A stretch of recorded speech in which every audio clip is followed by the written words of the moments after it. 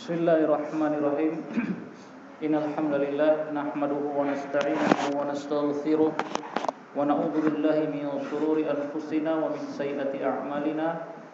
May yahdihillahu fala mudilla lahu wa may yudlil fala hadiya lahu.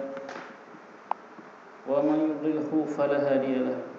Asyhadu an la ilaha illallah wahdahu la syarika lahu wa asyhadu anna Muhammadan 'abduhu wa rasuluh. Sallallahu alaihi wa ala alihi wa ashabihi wa man tabi'ahum bi ihsanin ila yaumiddin, amma ba'du. Allahumma anfa'na bima 'allamtana wa 'allimna ma yanfa'una wa zidna 'ilma. Alhamdulillah, kita bersyukur kepada Allah Subhanahu wa taala yang kembali memberikan kemudahan kepada kita untuk bisa berkumpul di tempat ini, di salah satu masjid di antara masjid Allah Subhanahu wa taala, untuk kita melanjutkan dars kita, yaitu fikih dari kitab Al-Wajiz fi Fiqhi Sunnati wal Kitabil Aziz yang ditulis oleh Syekh Abdul Azim Al-Badawi rahimahullahu taala. Kita sudah menyelesaikan kemarin kitabus shalah, ya, pembahasan sholatul khauf, dan sudah kita praktek kemarin tata cara sholat khauf.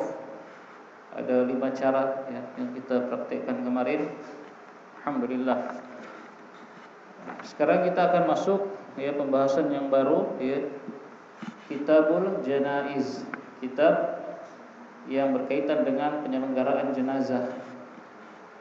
Di sini beliau memberikan, ya, catatan, ya, ada bintang di situ kalau antum lihat di tulisan antum itu Kitabul Janaiz, ya, ada bintang di situ tertulis mulakhasun min kitabi ahkamil janaiz lil Albani, ya. Mulakhasun min kitabi ahkamil janaiz lil Albani. Apa? Ringkasan dari kitab Ahkamul Janaiz yang berjudul Ahkamul Janaiz yang ditulis oleh Syekh Albani rahimahullahu taala. Jadi beliau hanya meringkas dari Kitabul Janaiz, ya, yang ditulis oleh Syekh Albani, kemudian beliau bawakan di kitab Al-Wajiz ini. Dan sebagai amanah ilmiah, beliau berikan catatan seperti ini, ya. Beliau berikan keterangan bahwa beliau, ya, meringkas dari kitabnya Syekh Albani. Ini termasuk amanah ilmiah, ya, yang ditunaikan oleh beliau, ya, agar tidak, ya, menampakkan ini seolah-olah dari kita sendiri seperti itu, yang menyandarkan ilmu kepada ahlinya, kepada orang yang mengatakannya. Maka beliau memberikan keterangan seperti itu, ya. Dan jemaah Bapak Ibu yang rahmati Allah rahimani wa rahimakumullah, tentang penyelenggaraan jenazah ini dahulu alhamdulillah sudah pernah kita bahas secara lebih detail. Kita bikin daurah dulu, ya, di salah satu masjid di Desa Solok dulu. Sudah pernah kita bahas, ya, tentang penyelenggaraan jenazah, teori dan prakteknya, ya. Teori dan praktek, waktu itu langsung kita praktekkan alhamdulillah. Jadi saya rasa insyaallah antum sudah memahami tentang tata cara penyelenggaraan jenazah.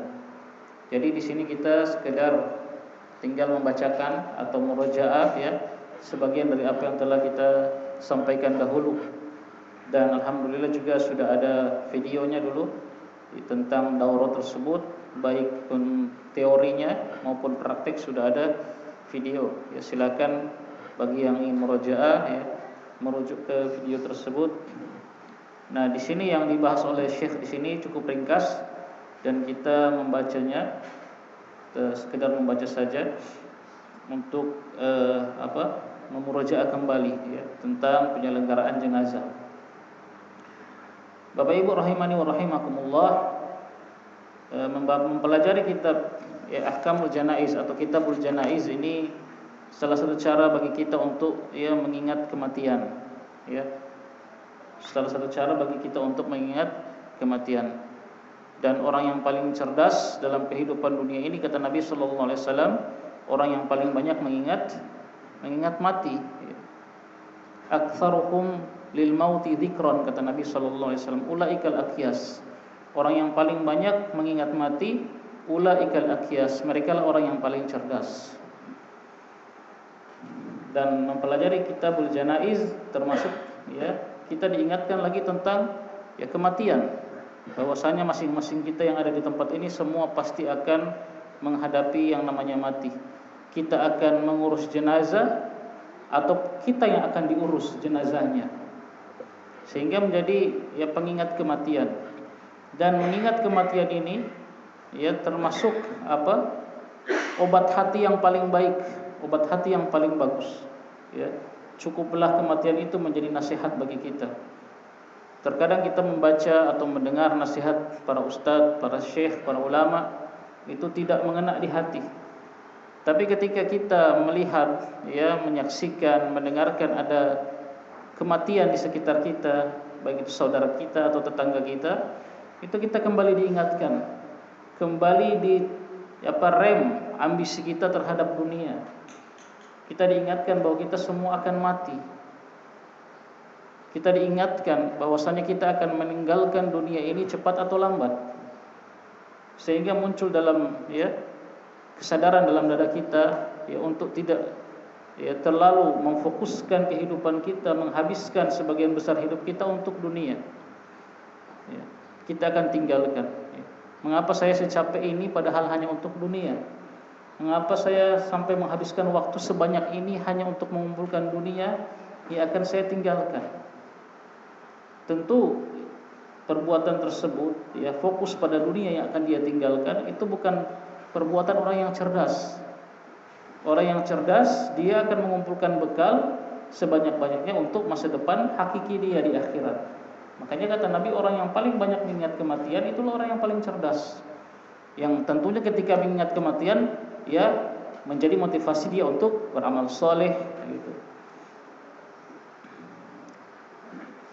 Kita terkadang ketika mendengarkan nasihat itu terkadang tidak mengena. Tapi ketika melihat ada kematian, kita mengusung jenazah, kita menguburkan, itu bagi orang tentu yang mau mengambil pelajaran, itu pelajaran yang sangat kuat. Dan kematian itu tidak mengenal umur. Sekitar minggu lalu, ada di sekitar rumah saya itu meninggal. Bapak meninggal, umurnya 43 tahun. Di dekat rumah anak. Cuman beda 44 tahun umurnya, cuma beda 1 tahun dengan anak. Termasuk teman saya, kakak kelas dulu. Umur 40 tahun, umur kita. Rahimahullahu taala.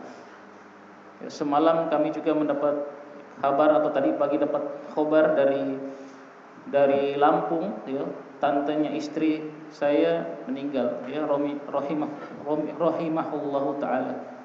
Umurnya 48 tahun atau 47 tahun. Umur kita si muda. Ini pelajaran bagi kita bahwasanya kita akan mati.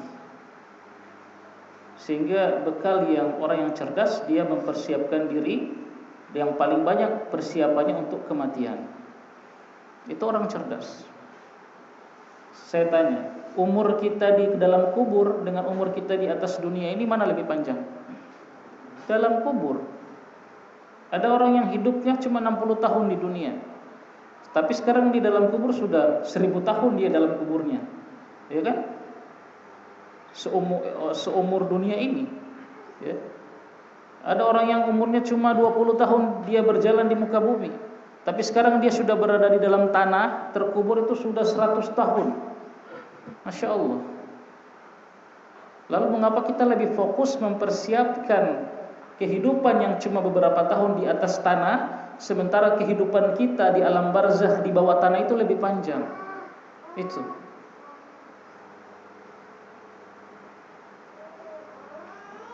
Ini sering ditanamkan oleh Nabi Shallallahu Alaihi Wasallam, qanaah terhadap dunia dan tamak terhadap akhirat. Dunia itu patokannya, kata Nabi Shallallahu Alaihi Wasallam, patokan dunia itu kata Nabi, man asbaha minkum mu'afan fi aminan fi sirbihi mu'afan fi jasadihi indahu qutu yaumihi faka'annama hizat lahud dunya, atau kama qala Nabi sallallahu alaihi wasallam. Kata Nabi, barang siapa yang pada pagi hari sehat, pada pagi hari dia aman di tempat tinggalnya. Alhamdulillah kita aman, tidak ada peperangan, tidak ada terjadi kekacauan. Kemudian dia sehat badannya, aman, sehat, dan indahu qutu yaumihi, dan dia punya persediaan makanan untuk hari itu, bukan untuk 1 bulan ke depan atau 1 tahun ke depan. Dia punya persediaan makanan untuk hari itu, untuk dia dan keluarganya. Maka apa kata Nabi? Faka'annama hizat lahud dunya, seolah-olah hizat jumi'at, seolah-olah dunia telah berkumpul padanya. Badan sehat, aman, punya makanan hari itu. Itu takaran dunia. Kita, masya Allah, makanan bukan cuma untuk hari ini, So standar 1 koli di rumah 1 bulan itu, masih lagi merasa kurang, masih lagi tidak punya waktu untuk ibadah, masih lagi tidak punya waktu untuk majelis ilmu. Masya Allah. Ingat, waktu kita di atas tanah itu singkat, sementara waktu kita di dalam tanah alam barzakh itu panjang. Sampai hari kiamat baru kita akan dikeluarkan dari tanah oleh Allah. Makanya orang yang cerdas, dia mengumpulkan bekal hidup dia di dalam tanah. Di atas tanah kita 40 tahun sudah ada yang meninggal. Kemarin ada juga, mungkin antum kenal orang Mongol lain, Om Gendon, kenal? Yang agak gemuk itu meninggal. 48 tahun, belum sampai 50, si muda.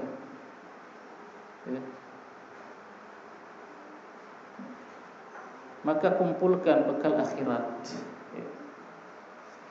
Kumpulkan bekal kita untuk akhirat nanti. Ini orang yang cerdas,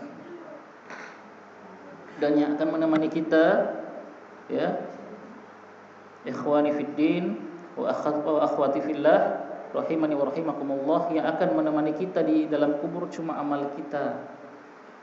Enggak ada keluarga kita, enggak ada harta kita. Yatsba'ul maita salasatun, kata Nabi, salasun, akan mengikuti mayat itu 3. Fayarji'u ithnani wa yabqa ma'ahu wahid. Akan mengikuti kita 3 ke penguburan. 2 akan pulang, enggak akan tinggal bersama kita. 1 yang akan ikut masuk ke dalam kubur bersama kita. Akan mengikutinya, kata Nabi, ahluhu wa maluhu wa amaluhu. Dia akan diikuti oleh hartanya, mungkin kendaraannya, itu pun sudah bukan dia yang menunggangi, keluarganya. Kemudian keluarganya akan ikut dia. Kemudian amalnya. Selesai penguburan, 2 kembali, kata Nabi, pulang. Harta dan keluarga pulang, gak ada yang disisakan. Bahkan tikar untuk ngalas dulu pun mereka bawa pulang. Tikar. Yang wa yabqa ma'ahu amaluhu, kata Nabi sallallahu alaihi wasallam, dan yang tetap bersama dia dalam kubur adalah amalnya. Kalau amalnya bagus, maka kebaikan yang menemani dia di dalam kubur selama ratusan bahkan ribuan tahun. Kalau amalnya jelek, pas-pasan, apalagi buruk, maka keburukan yang akan menemani dia ratusan bahkan ribuan tahun dalam kubur. Naudzubillah. Itu. Ini pengingat bagi kita. Jadi mempelajari Kitabul Janaiz bukan hanya sekedar mempelajari fikihnya. Ingat, kita akan menyelenggarakan jenazah, atau suatu hari kita yang akan diselenggarakan oleh saudara-saudara kita. Maka perbanyak mengingat kematian, yang itu memotivasi kita untuk beramal soleh yang ikhlas dan mutabaah. Dan tentu semua itu harus kita dapatkan dengan menuntut ilmu, talabul ilmi. Itu sekedar muqaddimah nasihat bagi kita semua. Kita masuk pada pembahasan kita. Berkata penulis rahimahullahu taala, wa man hadarahu al-mautu minal muslimina nuddiba li ahlihi ay yulaqinuhu asy-syahadata.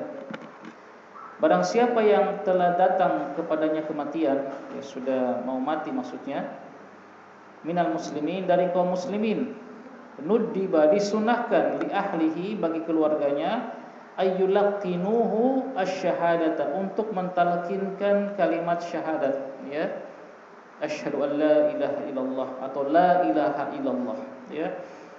Itu yang pertama, ya. Jadi prosesnya dimulai ketika seorang itu yang kita lihat sudah ada tanda-tanda kematian atau kita berprasangka kuat dia ini akan meninggal, maka kita yang hadir saat itu kita talqin dia dengan kalimat la ilaha illallah.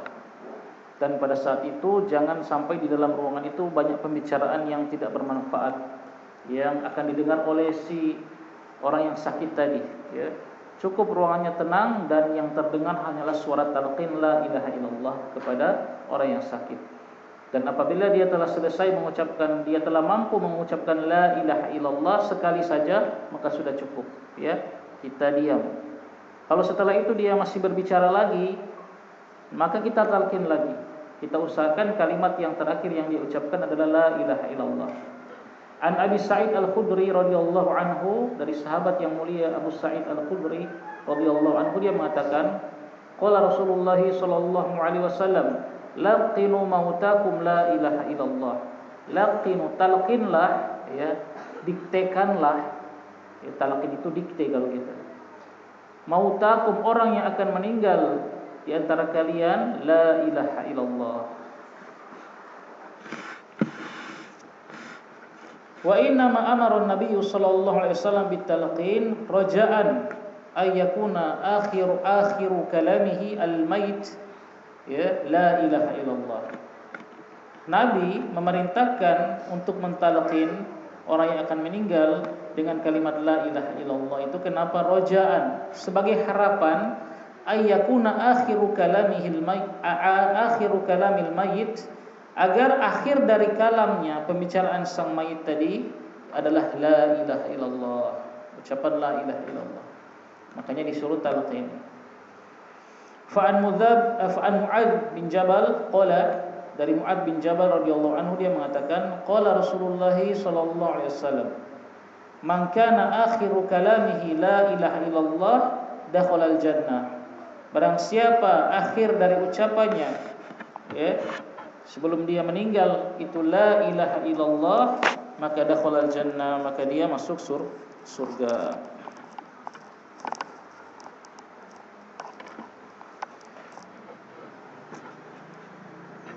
Nah, itu ketika dia akan meninggal. Kemudian kata Syekh, fa idza qada wa aslama ruha, ketika dia sudah meninggal, ya, wa aslama ruha, dan ruhnya telah, ya, dicabut, apa yang mereka lakukan? Fa'alaihim iddat asya, maka wajib atas mereka, ya, beberapa perkara, ya. Di sini menggunakan alaihim. Kemarin kita belajar di usul fikih, kalimat ala itu menunjukkan apa? Wajib. Kalau lahu, kalau lam, ya, lahu atau lahum menunjukkan boleh, ya.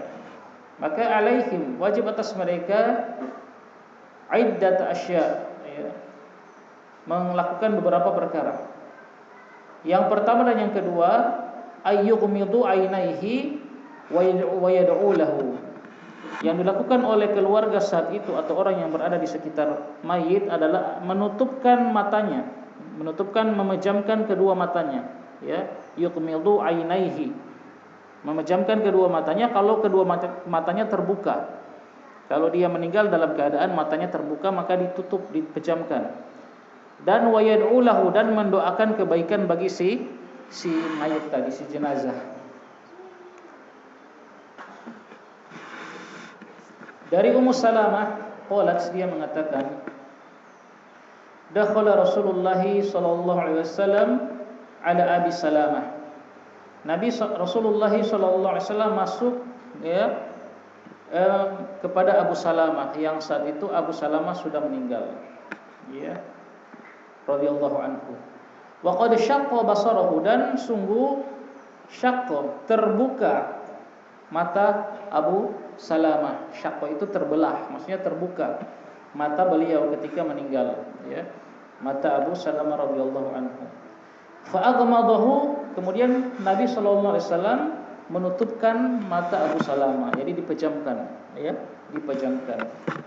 Termasuk juga kalau sekiranya mayit ini terbuka apa? Mulutnya. maka kita tutupkan. Kalau tidak bisa ditutupkan, kalau dia tidak bisa tertutup, maka diikatkan dengan kain, ditutup terus diikat dengan kain. Ya. Di antara hikmahnya kata para ulama, ditutupkan mata atau mulut itu untuk agar orang yang melayat tidak mendapati pemandangan yang cukup mengerikan, ya kan. Ketika orang sudah meninggal terus matanya terbuka atau mulutnya terbuka, mungkin yang melayat itu merasa takut. Itu di antara hikmahnya. Nah, maka Nabi SAW menutupkan mata Abu Salamah radhiyallahu anhu yang telah meninggal. Tsumma qala, kemudian Nabi bersabda, "Inna ruha idza qubida tabi'ahu al-basaru." Sesungguhnya ruh itu ketika dicabut akan mengikutinya mata. Pandangan akan mengikuti ruh tersebut, ya. Makanya dan ruh itu dicabut dari atas kepala, ya, sehingga mata itu mengikutinya dan terbuka. Jadi itu alasan mengapa ada jenazah atau mayit yang matanya terbuka ketika meninggal, karena itu alasannya. Yang Nabi jelaskan langsung, ketika ruh dicabut terkadang mata itu mengikuti. Jadi tidak usah kita berprasangka buruk yang bukan kepada saudara kita yang meninggal. Matanya terbelalak, aduh apa ini? Tanda apa ini? Ya, tidak. Ya, Abu Salamah, sahabat radhiyallahu anhu meninggal matanya terbuka. Dan Nabi katakan demikian, ya. Ketika mendengar hal tersebut, ya, fadajan nasu min ahli, maka keluarganya mulai ya ribut, mulai ternyata Abu Salamah sudah meninggal. Ya, mulai ada yang menangis, ya. Gitu. Ya, mulai ada yang menangis dan pokoknya sudah mulai ribut suasana saat itu, ya, ketika mereka mengetahui bahwasannya Abu Salamah telah meninggal. Faqala, maka Nabi SAW bersabda kepada keluarganya, la tad'u ala anfusikum illa bi khairin. Janganlah kalian mendoakan kepada diri kalian kecuali kebaikan, ya. Saat itu doakanlah kebaikan bagi si mayit dan juga bagi diri kita sendiri. Karena apa? Fa innal malaikata yu'minuna ala ma taqulun. Karena pada saat ini, ya, sesungguhnya para malaikat itu mengaminkan atas apa yang kalian ucapkan. Makanya ini hati-hati, ya.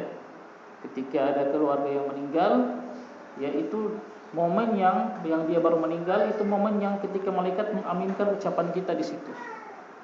Ya, makanya orang-orang dari keluarga kita yang kita lihat sekiranya dia kalau ada di sekitar situ, ya, justru tidak akan membawa kebaikan, disuruh keluar atau suruh diam atau suruh berdoa kebaikan. Jangan bicara macam-macam, karena malaikat akan mengaminkan, ya.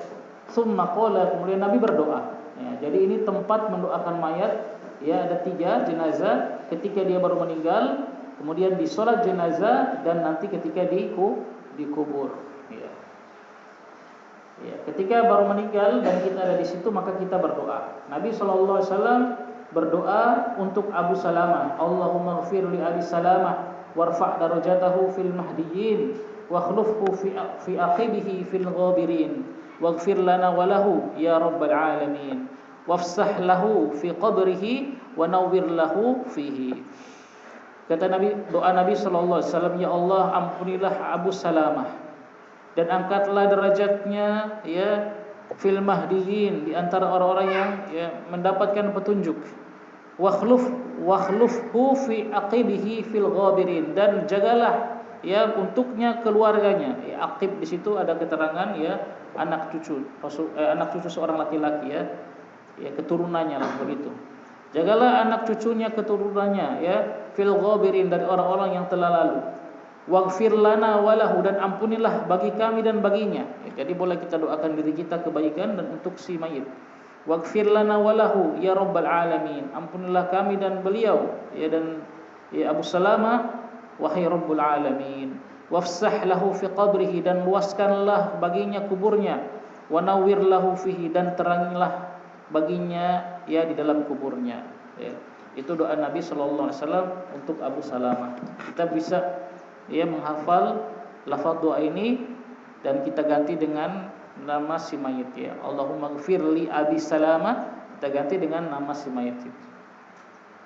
Ini doa yang sangat bagus yang kita baca ketika, ya, menghadiri jenazah pertama kali dia, ya, ketika dia meninggal. Itu yang harus dilakukan, yang pertama dan yang kedua. Kemudian yang ketiga yang harus dilakukan adalah ayyughattuhu bi thawbin yasturu jami'a badanihi, yaitu menutupi dengan pakaian atau dengan kain yang menutupi seluruh badannya, ya. Jadi mayit ini ditutupi dengan kain.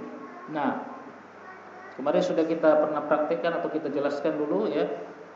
Saat itu ketika tubuhnya masih hangat, belum begitu keras, ya, belum begitu kaku, itu kesempatan kita untuk melepaskan pakaiannya, ya kan? Jadi lepaskan pakaiannya. Karena kalau sudah badannya kaku akan susah melepas bajunya. Karena nanti kan persiapan untuk dimandikan.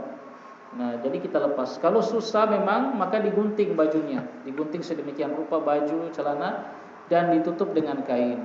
Dan ingat, selama proses tersebut auratnya tidak boleh tersingkap, ya. Jadi ada yang pegang kain, ada yang menggunting bajunya, begitu. Jadi ditutup dengan kain yang menutupi seluruh badannya. An Aisyah radhiyallahu anha anna Rasulullah sallallahu alaihi wasallam hina tufiya sujjina bi burdin habratin atau hibratin. Kata Aisyah, sesungguhnya Rasulullah sallallahu alaihi wasallam ketika beliau meninggal sujjia, ditutupi bi burdin hibratin, dengan kain burdah yang bergaris, ya. Kain burdah itu kain dari Yaman yang dia memiliki garis-garis, begitu. Jadi ditutupi dengan kain. Dengan kain apa saja, tidak harus yang seperti ini dengan burdah dari Yaman yang bergaris-garis, ya. Kita tutup dengan kain yang ada di kita, misalnya yang kain batik itu juga boleh, ya. Intinya dia ditutup dengan kain yang menutupi seluruh badannya setelah pakaiannya dilepas terlebih dahulu, begitu. Karena nanti untuk proses pemandian. Kemudian yang keempat yang wajib dilakukan adalah ayyu'ajjilu bi tajhizihi wa ikhrajihi.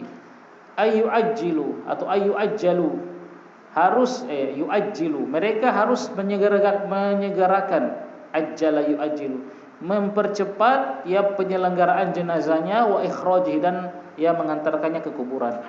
Jadi dipercepat, penyelenggaraan jenazah itu sunahnya dipercepat. Ya, kalau memang dengan mempercepat itu bisa terpenuhi semua kewajiban seperti memandikan, sudah cukup orang yang mensolatkan dan menguburkan. Para ulama menjelaskan kalau memang kita mempercepat dan bisa misalnya kekurangan orang yang untuk menyolatkan belum ada, maka boleh kita tunda sampai nanti ada orang terkumpul untuk menyolatkan. Karena semakin banyak orang yang menyolatkan semakin baik, seperti itu.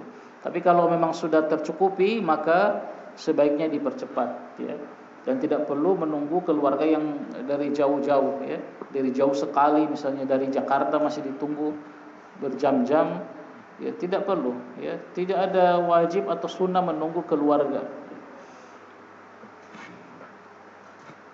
Dari Abu Hurairah, anna Nabiyya sallallahu alaihi wasallam bersabda, asri'u bil janazah, percepatlah pengurusan jenazah, percepatlah dalam mengantarkan jenazahnya ke kuburnya. Alasannya kenapa? Nabi berikan alasannya. Fa in taqus solihatan, fa in taqus solihatan fa khairum tuqaddimunaha alaih. Kalau jenazah ini orang yang solih, maka kebaikan yang kalian percepat untuknya, kan? Kalau dia orang solih, semakin cepat dia masuk ke dalam kuburnya semakin baik bagi dia. Karena nanti akan datang hadis di pembahasan berikut tentang bagaimana nikmat kubur orang yang beriman. Nikmat kubur yang akan dia dapatkan. Itu termasuk usul sunnah ahli sunnah wal jamaah. Pokok-pokok keimanan atau pokok-pokok sunnah ahli sunnah wal jamaah. Meyakini adanya nikmat dan azab kubur. Itu. Tidak sebagaimana beberapa kelompok sesat seperti Mu'tazilah yang tidak meyakini, tidak mempercayai adanya nikmat atau azab kubur. Nah, kita beriman, maka kalau orang baik kata Nabi, maka semakin percepat semakin baik bagi dia. Kebaikan yang kalian percepat, dia akan mendapatkan nikmat kubur. Nah, sekarang bagaimana kalau sebaliknya? Wa in takun ghairu dzalik fasyarrun tad'unahu an riqabikum. Kalau itu orang buruk, maka keburukan yang kalian percepat, kalian lepaskan dari leher-leher kalian. Artinya cepat kalian masukkan ke dalam kubur itu keburukan yang kalian lepaskan dari diri kalian. Kalau orangnya orang buruk misalnya seperti itu. Maka mempercepat jenazah, baik dia orang soleh atau orang yang tidak soleh, itu ada kebaikan. Kalau dia orang soleh, kebaikan bagi si jenazah, dia akan cepat mendapatkan nikmat kubur. Kalau dia orang bukan soleh, orang yang buruk, maka kebaikan bagi kita, cepat kita lepaskan dia dari pundak-pundak kita, seperti itu. Itu yang keempat, menyegerakan penyelenggaraan jenazah. Yang kelima, ayyubadiru ba'dhum liqada'i dainihi min malihi walau atta alaihi kullahu. Bersegera bersegera ba'dhum, sebagian mereka dari keluarga si mayit, untuk apa? Liqada'i dainihi, untuk membayar hutangnya, min malihi, dari harta sang mayit ini, atau bisa dari harta orang yang menanggungnya. Kalau ada yang mau menanggung, boleh. Walau ata alaihi kullah, walaupun harta itu habis untuk membayar semua hutang dia. Nah, ini yang pertama dilakukan, dibayarkan hutang. Dibayarkan hutang.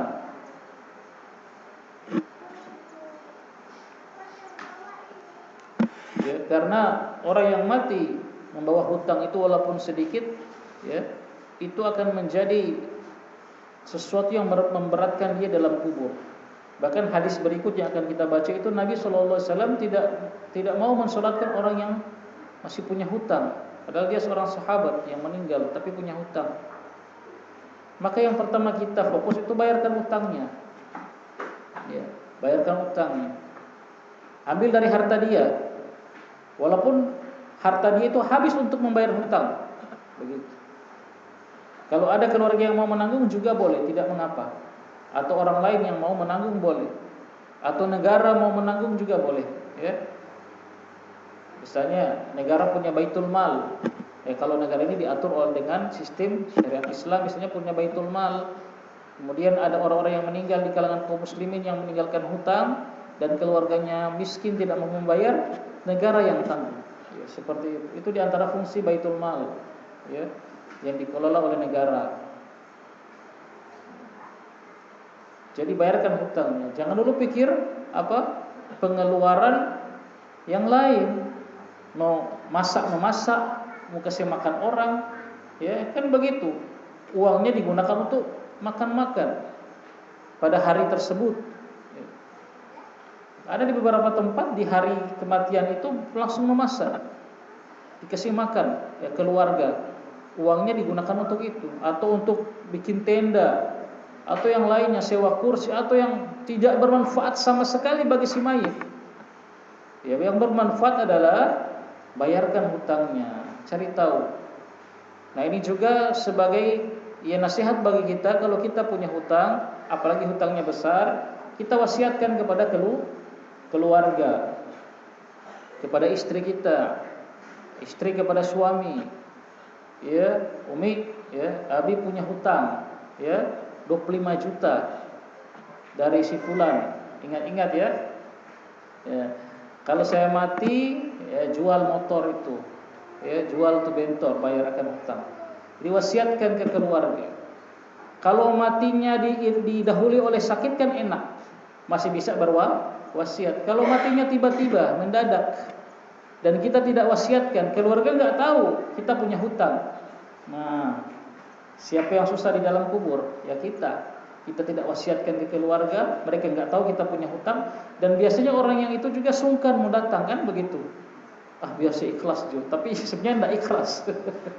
Karena apa? Dia sungkan mau datang ke keluarga, mau bilang gitu. Karena di kompleks rumah saya pernah ada orang yang meninggal. Orang yang menagih hutang ini nggak tahu kalau ada kedukaan. Ketika dia nggak tahu kalau orang yang itu sudah meninggal. Ketika dia datang, dia lihat di rumahnya ada rame-rame seperti kedukaan, dan dia tanya ke tetangga, siapa yang meninggal? disebutkan si fulana. Yaitu dia mau tagihkan utang. Tapi alhamdulillah ketahuan di situ. Ya, alhamdulillah tetangga yang itu dia sampaikan, dia tanya berapa hutang si fulana ini yang meninggal ini, rahimahullah, disebutkan. Oh, kalau nanti saya bicarakan ke keluarga, nanti datang lagi sekitar 1 minggu. Ya, dia datang lagi 1 minggu baru dilunaskan. Nah, itu. Coba kalau seperti itu, ya. Maka kita wasiatkan, terutama hutang-hutang yang besar. Bukan berarti kita meremehkan hutang kecil ya. Hutang kecil itu 100.000 kalau kita hutangnya kepada 20 orang sudah 2 juta. Ya. Wasiatkan kepada istri dari sekarang, jangan tunggu sakit. Ya, kalau sudah lunas ya, hutang di fulan sudah lunas ya. Ya kalau masih ada hutang masih ada kredit motor. Ya. Jadi hutang itu bayarkan. Dari Jabir bin Abdullah dia mengatakan, mata rajulun, meninggal seorang laki-laki. Faghassalnahu wa kaffannahu wa hannatnahu. Kami mandikan, kami kafankan dan kami berikan minyak wangi. Wa wada'nahu li Rasulillah sallallahu alaihi wasallam haitsu tudau al-janaiz. Kemudian kami letakkan jenazahnya yang sudah selesai dimandikan, dikafankan dan diberikan parfum itu kami letakkan untuk Rasulullah. Maksudnya agar beliau datang mensolatkan di tempat yang biasa diletakkan jenazah ya. Jadi dahulu sampai sekarang lagi di Masjid Nabawi itu ada tempat khusus solat jenazah. Jadi tidak solat di dalam masjid. Inna maqam Jibril, di samping maqam Jibril itu nama tempat di situ ya. Tsumma adzana Rasulullah sallallahu alaihi wasallam bis-shalah alaihi. Maka Nabi dipanggil. Sudah siap mayatnya ya. Dipanggillah Rasulullah sallallahu alaihi wasallam untuk salat, mensalatkan jenazah. Faja'a ma'ana khattan. Maka Nabi datang bersama kami berjalan ya, berjalan kaki. Tsumma qala, kemudian beliau bersabda, la'alla 'ala sahibikum ya dainan, mungkin saja teman kalian ini punya hutang. Apakah dia ini punya hutang? Qalu, maka mereka mengatakan na'am, dinarani ya Rasulullah, dua dinar. Hutangnya dua dinar. 1 dinar itu berapa gram kalau konversi? Ya. 4/4 gram ya. Makanya kan zakat itu 20 gram, 20 dinar kan 85 gram. Jadi 1 dinar itu 4/4 gram emas. 1 gram sekarang berapa? 1 juta jadi supaya kan 1 juta lah. Berarti 4.250.000 1 dinar. Kalau 2 dinar 8.500.000 itu utang. 8.500.000 kalau dibawa ke mata uang sekarang begitu. Iya Rasulullah, dia punya hutang 2 dinar. Fatakhallafa, Nabi mundur, enggak jadi salat, enggak mau salatkan, ya. Faqala lahu rajulun minna yuqalu lahu Abu Qatadah. Maka seorang laki-laki di antara kami berkata kepada Rasulullah yang namanya Abu Qatadah. Dia katakan begini, "Ya Rasulullah, humma alayya." Ya Rasulullah, humma alayya. Ya Rasulullah, 2 dinar itu, 2 dinar tadi itu saya yang tanggung. Ya, saya yang tanggung. Salatkan ya Rasulullah, nanti saya yang tanggung. Itu. Maka Nabi ya, kemudian Nabi mengatakan faja'ala Rasulullah sallallahu alaihi wasallam yaqul. Maka Nabi katakan lagi ulang, dipertegas lagi oleh Nabi. Walaupun dia sudah mengaku dia akan tanggung, Nabi masih pertegas. Nabi katakan, ya, huma alaika wa fi malika wal maitu minhuma bari'un. 2 dinar tadi itu tanggunganmu dan diambil dari hartamu, sementara mayit ini sudah berlepas diri dari 2 dinar itu, ya. Faqala, iya, na'am. Jadi Nabi masih pertegas, betul kamu tanggung 2 dinar dari hartamu dan mayit ini sudah berlepas diri dari 2 dinar tadi, hutang tadi. Kata Abu Qatadah, na'am ya. Baru Nabi salat, fasalla alaihi. Maka Nabi salat. Ya. Ya, ini bukan pembatasan ya. Hutang walaupun kecil ya, itu bisa menjadi ya sesuatu yang memberatkan seorang dikubur walaupun tidak sampai 2 dinar. Maka hati-hati dengan ya hutang-hutang ini. Faja'ala, maka setelah Nabi sudah salatkan, sudah. Faja'ala Rasulullah sallallahu alaihi wasallam idza laqiya Abu Qatadah yaqul. Maka setelah itu Rasulullah sallallahu alaihi wasallam setiap kali bertemu dengan Abu Qatadah ya radhiyallahu anhu tadi yang mengaku akan menanggung hutang, selalu Nabi tanya, "Ma sana'at adinarani?" Apa yang dilakukan oleh dua dinar tadi? Maksudnya sudah bayar belum untuk 2 dinar itu? Ya. Terus Nabi sering tanya, ya mungkin Abu Qatadah mungkin lupa dan sering menundanya. Hatta kana akhiru dzalika faqala, sampai akhirnya ketika Nabi ya bertemu lagi dengan Abu Qatadah dan bertanya, terakhirnya maka kata Abu Qatadah apa? Qala qad qadaitukum ya Rasulullah. Saya sudah lunaskan 2 dinar tadi ya Rasulullah. Qala, maka Nabi sallallahu alaihi wasallam bersabda, al-an hina baradat alaihi jilduhu, baru sekarang mendingin kulitnya di dalam kubur. Nah, subhanallah. Berarti panas. Hutang yang mati meninggalkan hutang itu sebelum dibayar, mayit merasa panas. Tuh. Kalau kita benar-benar sayang kepada keluarga kita yang meninggal, maka segera kita tunaikan hutangnya, ya. Jangan dulu serahkan kepada orang-orang jahil yang mengurusnya, yang mereka akan gunakan harta tersebut untuk hal yang tidak bermanfaat, sia-sia, bahkan bid'ah, ia akan memberatkan si mayit.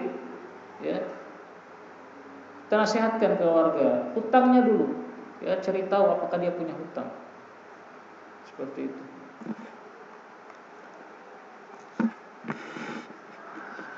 Baik. Nah, ini 5 perkara yang pertama harus dilakukan ketika mayit sudah meninggal, ya, itu. Baik. Kemudian yang berikut, gantian baca. Ma yajusu lil hadirin wa ghairihim. Iqra.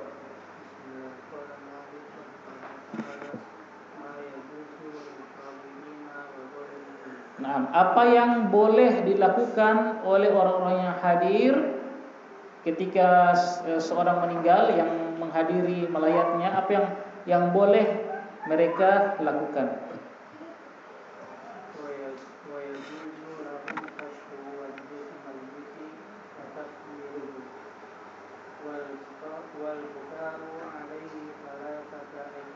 Nah, kata beliau, yajuz, boleh bagi orang yang hadir, bagi mereka, kashfu wajhil mayit, menyingkap wajahnya mayit yang telah ditutup tadi kan, sudah tutup dengan kain, boleh disingkap kainnya, dan boleh wataqabiluhu, dan boleh menciumnya, ya, boleh dicium, dan tidak benar itu anggapan sebagian masyarakat kalau mayitnya misalnya sudah dimandikan, tidak boleh lagi kita kena air mata dari orang yang menciumnya, ya.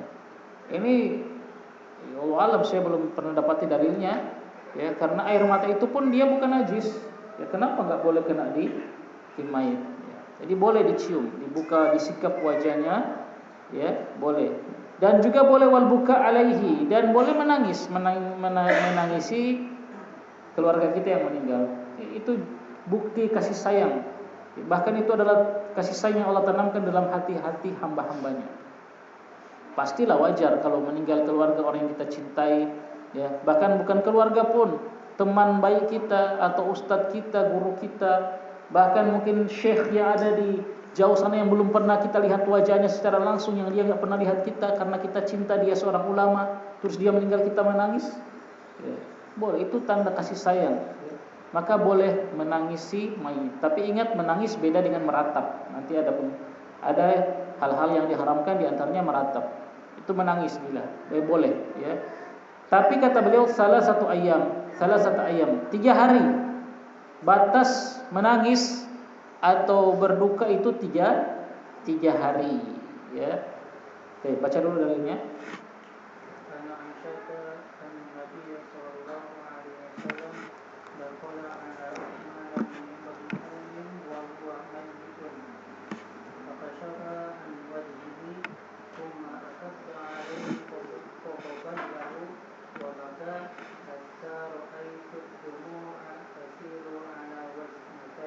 Nah, dari Aisyah radhiyallahu anha, beliau mengatakan bahwasanya Nabi sallallahu alaihi wasallam dakhala ala Utsman bin Maz'un, masuk kepada Utsman bin Maz'un ketika beliau radhiyallahu anhu telah meninggal, wa huwa mayit, dan dia sudah meninggal.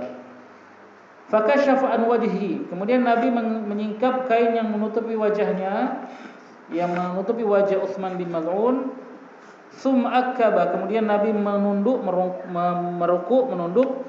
faqabbalahu dan menciumnya, ya, mencium ya jenazah sahabat ya Utsman bin Maz'um, ya.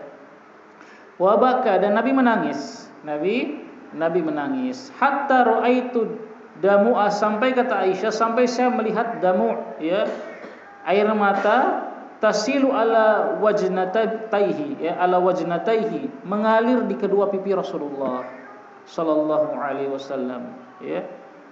Menangis sampai kelihatan air mata mengalir di kedua pipi beliau.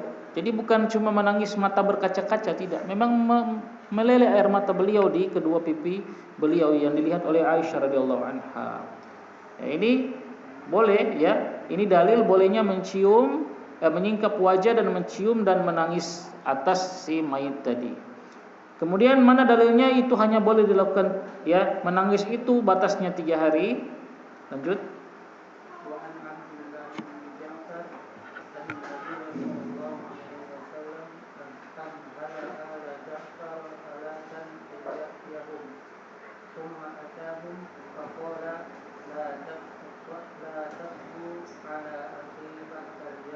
Naam.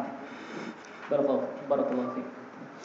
Dari Abdullah bin Ja'far, ya. Abdullah putranya Ja'far. Ini Ja'far bin Abi Thalib, ya. Ja'far bin Abi Thalib. Ja'far putranya Abu Thalib. Berarti siapanya Nabi Ja'far ini? Anaknya Abu Thalib. Saudaranya Ali bin Abi Thalib. Berarti apanya Nabi? Saudara bagaimana dah? Sepupu, ya kan? Abu Thalib kan paman Nabi. Berarti anaknya paman sepupu. Ya, Ja'far ini sepupunya Nabi. Nah, Abdullah anaknya Ja'far menceritakan bahwasanya Nabi sallallahu alaihi wasallam amhala, ya, menunda ala Ja'farin salasan ayatihum. Nabi menunda kepada keluarga Ja'far untuk mendatangi mereka. Artinya beliau tidak mendatangi keluarga Ja'far selama 3 hari, ya, setelah penguburan siapa? Setelah penguburan Ja'far ini radhiyallahu anhu. Nabi tidak mendatangi keluarga mereka 3 hari, memberikan kesempatan mereka untuk berduka. Kemudian setelah 3 hari, tsumma atahum, maka setelah itu Nabi datang. Setelah berapa hari? 3 hari. Faqala, dan Nabi bersabda, la tabku ala akhi ba'dal yaum. Janganlah kalian menangisi saudaraku ini, sepupuku ini setelah hari ini, ya, setelah hari ini, setelah hari ketiga. Dari sini para ulama menjelaskan, ya, kita berduka atas saudara yang meninggal itu adalah 3 hari batasnya. Ya, jadi mungkin kita masih bisa sedih, ya, masih acara ada menangisnya, masih mungkin kalau kita kerja kita bisa libur dulu kan begitu. Kita berdagang libur dulu 3 hari karena ada keluarga meninggal itu. Itu kan menampakkan kedukaan. Tapi batasnya 3 hari. Nah, setelah itu sudah jalani kehidupan seperti biasa. Tidak ada lagi, ya, nangis-nangis sudah 1 minggu ketemu, ya, nangis lagi, ya. Itu berarti yang menampakkan sudah tidak ridho dengan takdir. Ya sudahlah, 3 hari itu sudah cukup kita bersedih, ya. Cukup kita bersedih atas kematian keluarga kita. Ya. Tapi ingat, 3 hari di sini bukan berarti apa? Kita bikin acara 3 hari, bukan. Oh, berarti ini dalil kita, ya, orang yang suka ahlul bidah kan suka mendalil-dalilkan, memaksa-maksakan dalil. Nah, ini dalilnya 3 hari. Berarti acara 3 hari, ya. Kita bikin 3 hari. Tapi tidak, mereka ada 7 hari lagi. Ya, itu termasuk niyaha, ya. Niyaha termasuk meratap. Ya, berkumpul nanti akan dibawakan perkataan Jabir bin Abdullah. Ya, kami menganggap berkumpul di rumah mayit setelah penguburannya termasuk meratap. Berkumpul-kumpul dan makan-makan di rumah keluarga duka setelah sudah dikubur. Kalau berkumpul sebelum dikubur, ya sunnah untuk mensolatkan, mengusung ke kubur. Tapi berkumpul setelah sudah dikuburkan, kumpul-kumpul lagi, makan-makan, apa semua lagi, itu termasuk meratap, kata Jabir bin Abdullah, sahabat. Nah, itu 3 hari. Nah, para ulama mengecualikan kalau dia seorang suami dan istri, ya. Kalau suami istri, kalau yang 3 hari tadi kalau selain suami istri. anak dengan orang tua, saudara dengan saudara yang lain. Tapi kalau suami istri itu lebih dari 3 hari itu boleh. Dalam sebuah hadis riwayat Muslim, Al-Imam Muslim meriwayatkan hadisnya nomor 1491. Nabi sallallahu alaihi wasallam bersabda, la yahilu li imra'atin tu'minu billahi wal yawmil akhir an tuhidda ala mayyit fawqa salasatin ya illa ala zawjiha, gitu. Tidak halal bagi seorang wanita yang dia beriman kepada Allah dan hari akhir, ya, dia bersedih, berduka terhadap seorang mayit, jenazah dari keluarganya lebih dari 3 hari. Tidak boleh. Illa ala zawjiha, kecuali atas suaminya, ya, karena hubungan suami istri itu spesial, ya, hubungan paling spesial hubungan suami istri. Maka bersedihnya juga dikasih keringanan, boleh lebih dari 3 hari, ya. Para ulama menjelaskan, ya, kapan batasnya lebih dari 3 hari itu seperti masa iddahnya, yaitu berapa? Arba'ata ashhuri wa asyra, 4 bulan 10 hari. Maka wanita yang ditinggal mati suaminya 4 bulan 10 hari itu dia belum boleh apa? Berdandan, ya, belum boleh menerima pinangan, masih masa iddah. Dan dia masih boleh bersedih saat itu. Tapi ingat, bersedih bukan meratap atau berlebih-lebihan, ya. Dia masih menampakkan berduka boleh, ya. 4 bulan 10 hari. Itu suami istri, ya. Tapi itu kan boleh, ya, boleh. Bukan wajib atau sunnah, kecuali masa iddahnya. Untuk pernikahan, ya, itu wajib menahan diri dari 4 bulan 10 hari, ya, masa iddah. Itu nanti kita bahas di kitab nikah. Baik. Nah, ini 3 hari. Kemudian yang berikut, itu apa yang boleh. Sekarang apa yang wajib? Wifi.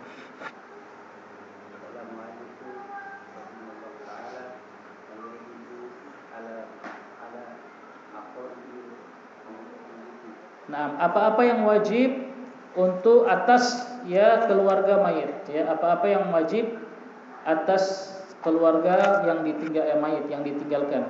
Nah.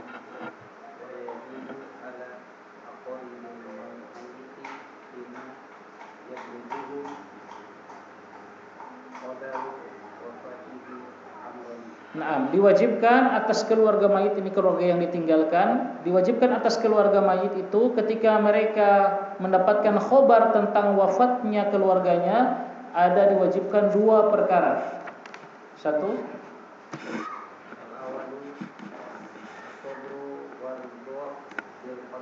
yang pertama mereka wajib as-sabr wa ridha bil qadar, sabar dan ridha dengan takdir Allah Subhanahu wa taala. Sabar kemudian ridho. Ya, ridho ini lebih tinggi dari sabar. Ya, sabar itu, ya, makna bahasanya al-kaffu, menahan. Dia menahan lisannya tidak mengucapkan sesuatu yang dimurkai Allah Subhanahu wa taala.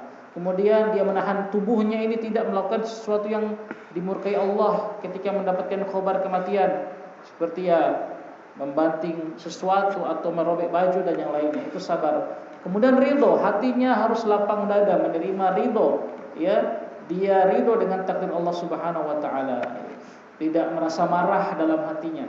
Ya, makanya para ulama menjelaskan ridho itu lebih tinggi dari sabar.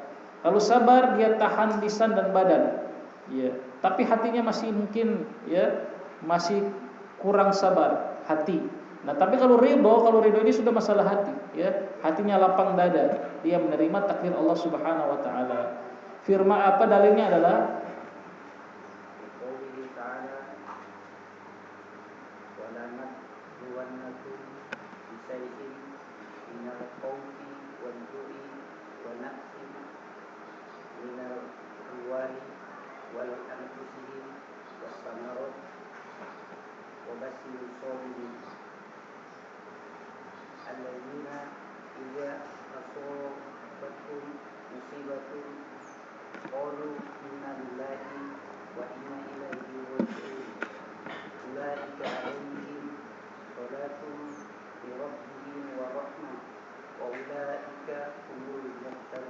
Naam, wajibnya bersabar akan takdir Allah dan ridho adalah dalilnya firman Allah Subhanahu wa taala, "Walanabluwannakum bisyai'in." Benar-benar kami akan menguji kalian bisyai'in dengan sesuatu minal khauf berupa rasa takut. Jadi rasa takut ujian dari Allah, maka kita bersabar. Ya, bukan cuma kematian. Dalil ini umum. Ya, minal khauf, rasa takut, wal ju' dan rasa lapar, kurangnya rezeki, ya. Itu kita sabar. Itu cobaan dari Allah, ujian. Wa naqsi minal amwal dan kurangnya harta, kurangnya pendapatan. Sabar. Wal anfus dan kekurangan jiwa, maksudnya kematian di sini, ya. Wathamarat dan kekurangan ya buah-buahan. Ya, gagal panen, ya, atau panen berhasil tapi harga ya hasil panen kita turun. Itu ujian dari Allah, bersabar, ya. Bersabar. Apa yang kita ucapkan? Nah, di ayat ini. Jadi ayat ini umum. Ujian apapun, bukan cuma kematian. Ya. Kita panen, ya, kekurangan samarat kata Allah. Kita panen, gagal panen atau panen berhasil tapi harga yang kita panen turun. Sabar. Ucapkan kalimat ya irja, ya. Wa basyiris sabirin kata Allah. Maka berikanlah kabar gembira bagi orang-orang yang sabar menghadapi semua tadi. Siapa mereka? Alladzina idza asabathum musibah. Itu orang-orang yang mereka apabila ditimpa musibah. Musibah apa yang tadi? Khauf, takut, lapar, kekurangan harta, kekurangan penghasilan, kekurangan jiwa, kematian, kekurangan hasil panen, buah-buahan. Itu yang mereka kalau dapat musibah itu mereka mengatakan inna lillahi wa inna ilaihi raji'un. Gitu. Itu yang pertama keluar di mulut mereka. Bukan mencari kambing hitam. Oh, ini begini gara-gara ini ya, ini itu. Ya, ini terkadang keluar dari kita juga para penuntut ilmu. Yang pertama kita cari kambing hitam ketika dapat musibah, kambing hitam yang kita cari, ya. Kambing hitam itu maksudnya ungkapan. Kita salahkan orang lain atau kita salahkan keadaan, kita salahkan pemerintah, ya, atau kita salahkan apa, semua kita salahkan. Padahal itu ujian dari Allah yang harusnya keluar inna lillahi wa inna ilaihi raji'un. Ya, ulaika alaihim shalawatun min rabbihim. Mereka lah yang mendapatkan salawat dari Rabb mereka, ya. Salawat di sini dari Allah sebagian ulama menafsirkan dengan rahmat. Ya, ada yang menafsirkan dengan apa? Pujian dari Allah Subhanahu wa taala atas mereka. Wa rahmah, dan mereka mendapatkan rahmat. Wa ulaika humul muhtadun, dan mereka orang-orang yang mendapatkan petunjuk. Yang ketika mendapatkan musibah yang pertama keluar dari mulutnya inna lillahi wa inna ilaihi raji'un. Ya, bukan ya kita menyalahkan keadaan, menyalahkan orang lain atau menyalahkan diri kita sendiri. Ya, menyalahkan diri kita sendiri itu bagaimana? Oh, saya sudah berusaha baik sekali tapi kok. Jadi dia sadarkan pada diri sendiri, kenapa gagal? Itu dalilnya wajibnya sabar dan ridho terhadap takdir, ya. Ini ayat yang sudah kita hafal, pembahasan yang sudah sering kita dengar berulang-ulang, tapi pada prakteknya belum tentu kita langsung bisa mengamalkan ini, ya. Innamas sabru 'inda sadmatil ula kata Nabi. Terkadang kita nanti 1 jam kita sudah bicara macam-macam baru kita ingat ayat ini. Oh iya ya, harusnya saya tadi ucapkan innalillahi wa inna ilaihi raji'un. Ya, terlambat. Innamas sabru 'inda sadmatil ula. Sabar itu hanya pada pukulan yang pertama. Gitu. Kemudian dalil lain tentang wajibnya bersabar adalah hadis dari Anas bin Malik. Lanjut Abu Ini.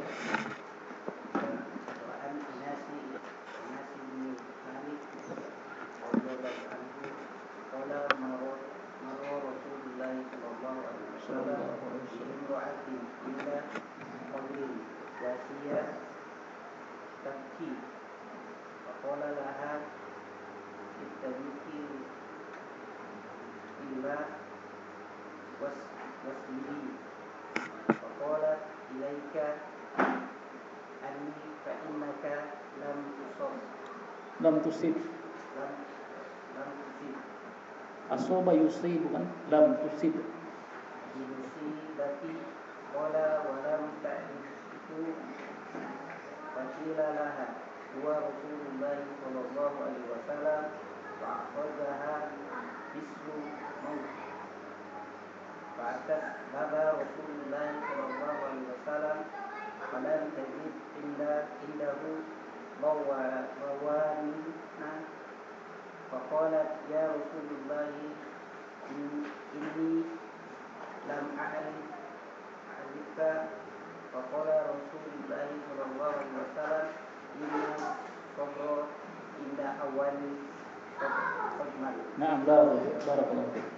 Dari Anas bin Malik radhiyallahu anhu dia mengatakan, marra Rasulullah sallallahu alaihi wasallam bi imra'atin.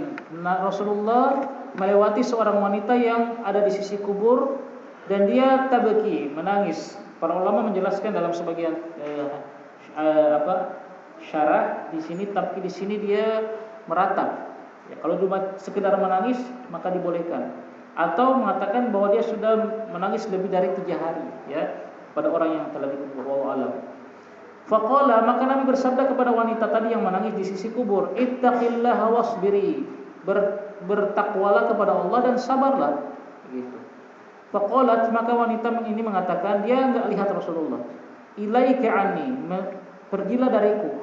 Fa innaka lam tusib atau lam tusab, ya, jadikan majhul berarti tidak ditimpakan kepadamu, ya.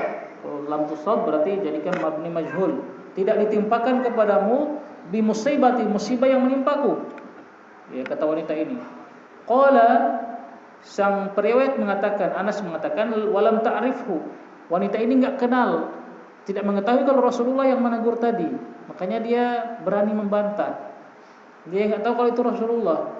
Faqila laha, maka setelah Rasulullah pergi, qila laha, dikatakan, diberitahui pada wanita itu, huwa Rasulullah sallallahu alaihi wasallam, itu tadi Rasulullah loh yang menegur kamu. Fa akhadhaha mislul maut, maka wanita ini seperti orang yang mau mati.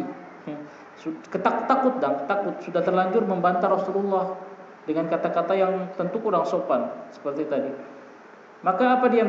Fa atas baba Rasulullah sallallahu alaihi wasallam, maka dia mendatangi rumah, mendatangi pintu Rasulullah sallallahu alaihi wasallam untuk minta maaf. Falam tajid indahu bawabin, dan wanita ini tidak mendapati adanya penjaga pintu. Ya, bawabin itu orang-orang yang menjaga pintu. Subhanallah, Rasulullah tidak ada bodyguardnya.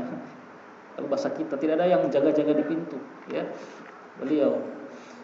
Faqalat, maka wanita ini mengatakan, ya Rasulullah, inni lam a'rifka, ya Rasulullah, saya enggak tahu kalau itu tadi engkau, ya Rasulullah.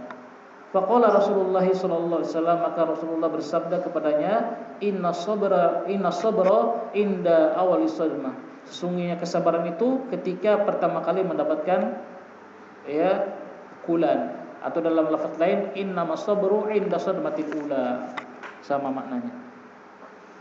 Jadi pertama kali, bukan setelah kita sudah meratap atau sudah mencaci maki atau sudah banting-banting ini banting itu baru sudah saya bersabar sekarang. Oh tidak, Anda tercatat orang yang enggak sabar. Kalau kesabarannya datang nanti setelah 2-3 jam, ya. Baru itu sabar adalah ketika pertama kali, hentakan pertama. Dan ini tentu nasihat bagi kita semua. Kalau kita bicarakan gampang, tapi ketika kita mengalami belum tentu kita bisa langsung, ya, langsung bersabar ketika itu juga. Ya, ini memang makanya orang yang paling kuat itu orang yang paling bisa menahan kesabaran. Itu orang paling kuat. Bukan orang yang paling jago, ya, gulat atau paling kuat mengangkat ini itu, tapi orang yang paling kuat, orang yang paling kuat menahan kesabaran dia. Ketika datang hentakan pertama langsung bisa bersabar, itu Masya Allah, Masya Allah, ya. Dan tentu kita berharap semoga Allah, ya, selalu menjaga kita agar ketika mendapatkan musibah kita selalu mendapatkan petunjuk, selalu mengikuti petunjuk Rasulullah, ya, mengikuti petunjuk Allah Subhanahu wa taala, ya, langsung mengucapkan tarji' inna lillahi wa inna ilaihi raji'un. Naam.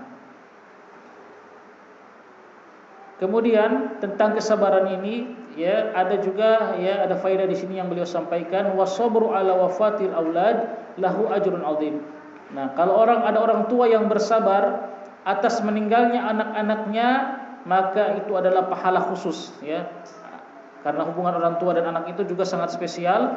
Kalau ada orang tua yang mampu bersabar ketika anak-anaknya meninggal, ada anaknya yang meninggal, maka itu dia dapatkan ajrun azim, ya, mendapatkan balasan yang sangat besar. Naam, fadil. Naam, barakallahu fiik.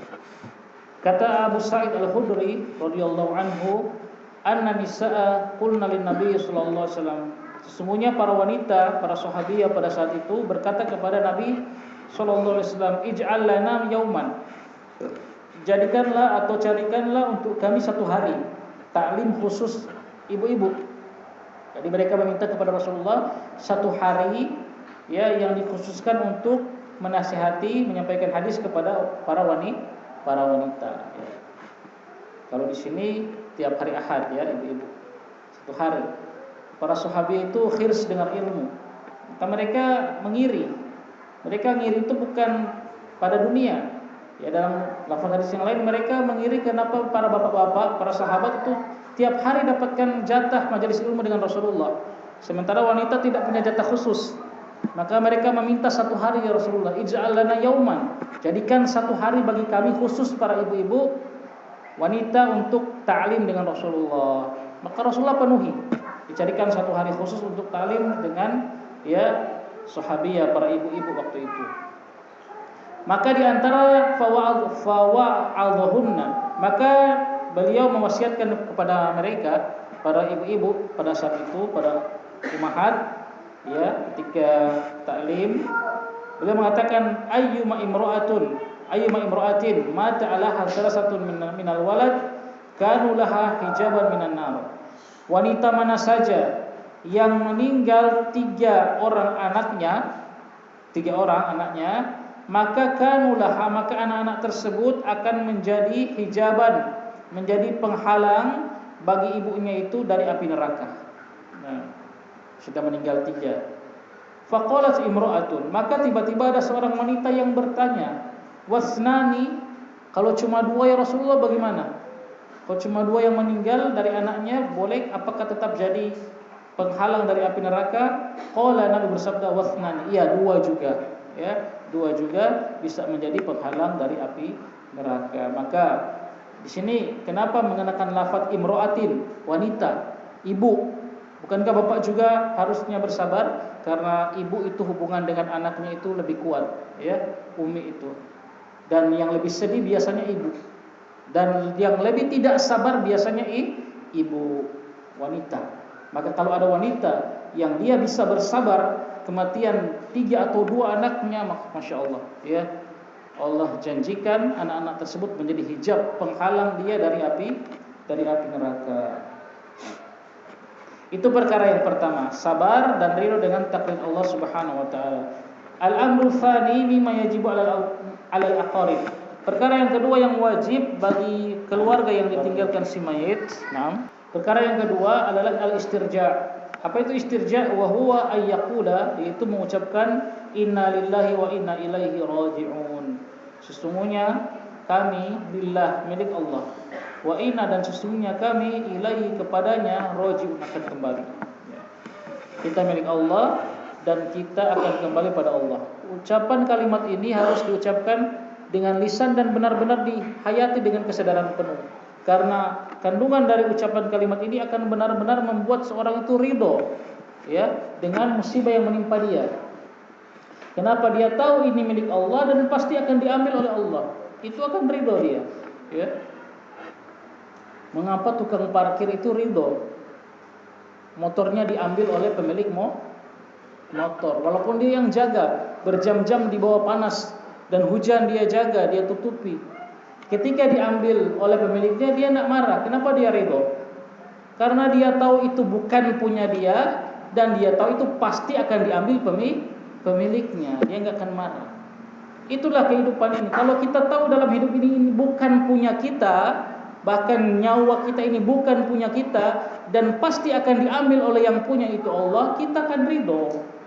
Gitu. Makanya ucapannya inna lillahi, sesungguhnya kami ini milik Allah, wa inna ilaihi raji'un, dan sesungguhnya kami akan kembali kepada Allah, yang punya akan ngambil. Lalu mengapa kita marah ketika yang punya mau ngambil ya?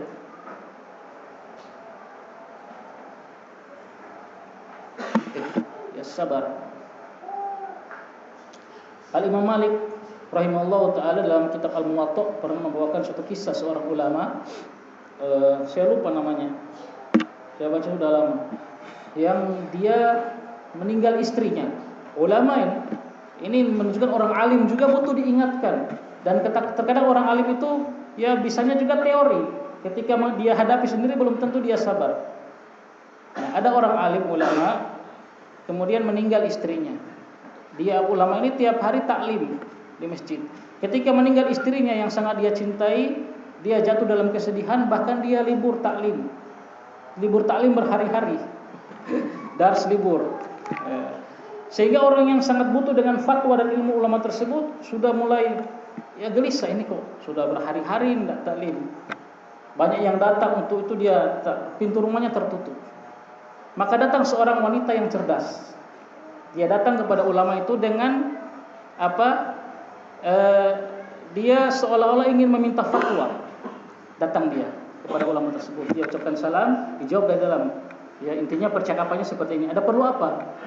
Saya butuh fatwa engkau. Kata ulama tersebut, saya belum bisa memberikan fatwa. Pikiran masih kacau. Istri meninggal. Ya. Tapi saya sangat butuh fatwa ini. Ini sangat penting. Saya mohon satu fatwa saja, satu pertanyaan saja. Ya baiklah, apa? Maka wanita ini mengatakan, jika ada orang menitipkan kepada saya suatu perhiasan, dan perhiasan itu saya sudah jaga, sudah lama saya rawat, saya pakai juga, dan pokoknya saya rawat dengan susah payah. Kemudian suatu hari orang itu akan datang mengambil perhiasan tersebut. Ya, berarti ini akadnya apa? Wadiah, titipan. Apakah saya harus memberikannya? Kata ulama tersebut, ya wajib bagimu, itu punya dia, titipan. Tapi kan saya yang urus selama ini, saya yang jaga. Walaupun itu kamu yang urus, tetap itu punya dia. Kamu tidak berhak menahannya. Zalim kalau kamu nggak kasih. Punya yang menitipkan itu. Nah, apa kata wanita itu? Wahai Syekh, bukankah kita semua ini milik Allah? Dan Allah berhak mengambil apa yang dia berikan kepada kita. Saat itu dia kayak tersadar, orang alim tersebut, ya. Kemudian dia mengucapkan kalimat inna lillahi wa inna ilaihi raji'un. Dia sadar. Esoknya dia taklim lagi. Subhanallah. Ini alim saja bisa. Ya, saya mungkin sekedar teori bisa menyampaikan ke antum, tapi ketika menghadapi belum tentu. Ya, maka kita butuh saling menasihati, ya. Ya, saling menasihati. Baik. Ini itu wajib mengucapkan inna lillahi wa inna ilaihi raji'un. Seperti datang dalam ayat tadi, kama ja'a fil ayat, ya.